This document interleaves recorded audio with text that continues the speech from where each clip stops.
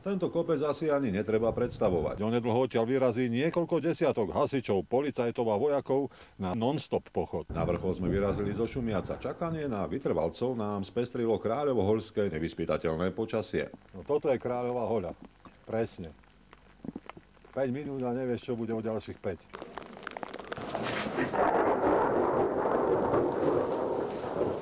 To rovno do stropa, človeče.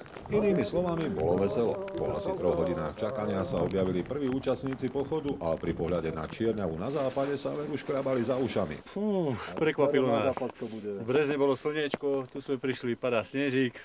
Čistá brutalita. Vzniklo to ako taký test fyzickej a psychickej zdatnosti a tej tímovej spolupráce medzi príslušníkmi jednotlivých zložiek.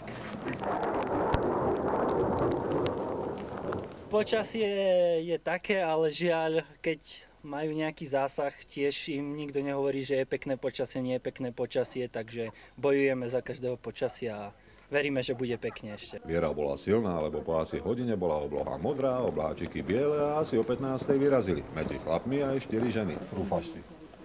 Áno. Prejdeš. Určite. Smer Andrejcová, Ramža, Čertovica, Štefánikova chata a Srdiečko. Podľa našich informácií to na Čertovici muselo jedno dievča vzdať, ale zvyšok dorazil do cieľa okolo 9. a poslali aj toto usmiaté foto.